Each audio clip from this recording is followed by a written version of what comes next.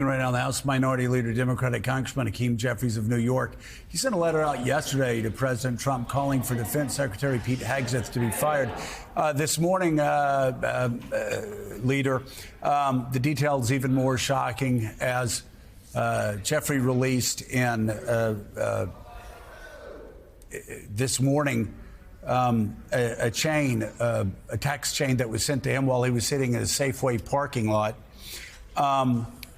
The Secretary of Defense using a commercial app telling people on this chain, all of whom he did not know, that this mission was a go, that F-18s were about to launch at this time, that the target terrorist was in sight. He then described when the second F-18s were launching. Again, all over a commercial app. You said this is definitely when the first bombs will begin dropping, and on and on and on. Your response just to this stunning turn of events this morning. It's a stunning breach of America's national security. The lives of our servicemen and women were put into danger. And this is all being done by the person, the Secretary of Defense, who is charged with protecting the safety and national security of the American people. The problem is we could all see this coming, those who are paying close attention, as opposed to my Republican colleagues who are burying their heads in the sand. Pete Hegseth is the most unqualified person ever to lead the Department of Defense. Mitch McConnell knew it, Lisa Murkowski knew it, Susan Collins knew it, Democrats knew it, and we warned the Trump administration, and now the consequences are being felt. And this is a situation where the Trump administration is both arrogant and incompetent. That's a toxic combination, and American lives are at risk. Chris Matthews, you have the next question. Congressman, we all know that the Republicans echo whatever President Trump says. They wait for him to speak, and then they echo it.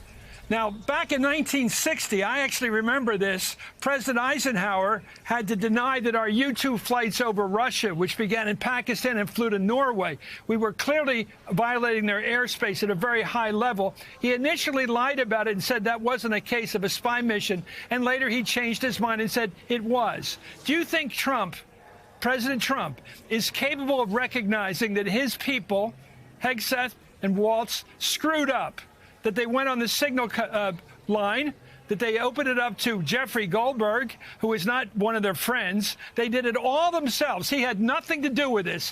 Why won't he come out like Nixon did and said, wait a minute, Haldeman and Ehrlichman screwed up, I'm firing them?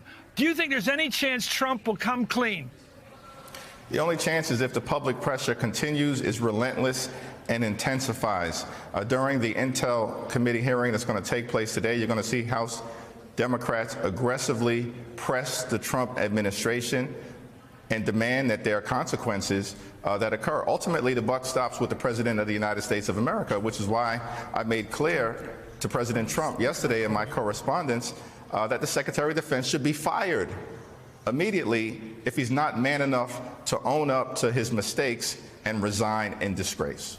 Tina Brown is with us and has a question. Yeah, Mr. Leader, my question also is somewhat similar to Chris's, but at what point do the Republicans themselves break ranks? I mean, is this going to be the one thing that means that they do, as Senator Warner said, find their voice? Is there anybody there now who is going to lead some kind of pushback to Congress having been turned into a party of worms? I mean, what is going to happen now in the caucus?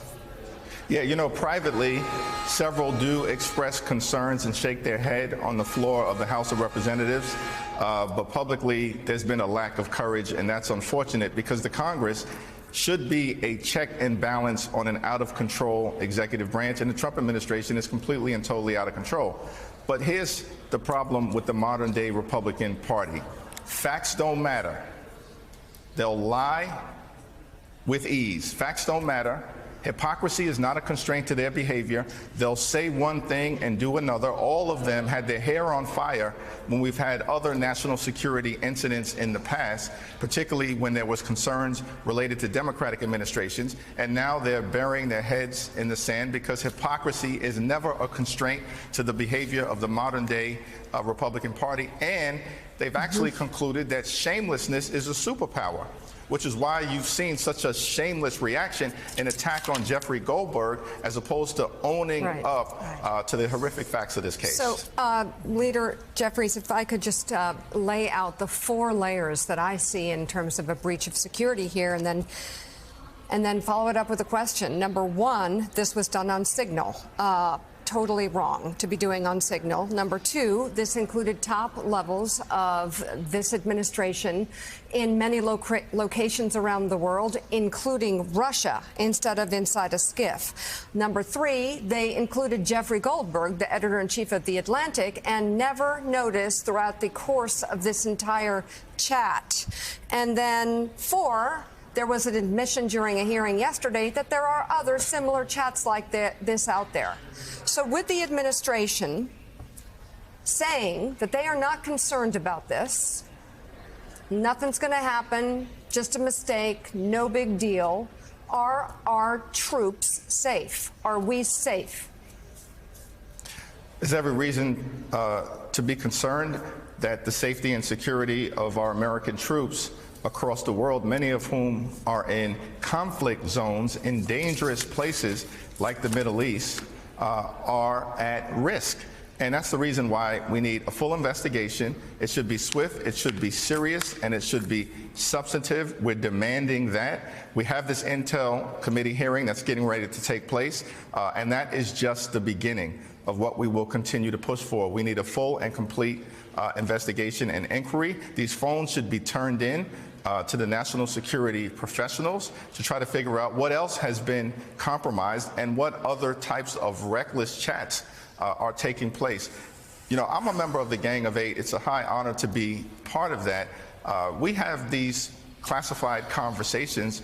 We're not even permitted to bring our phones into any secure location, let alone have conversations on our phones.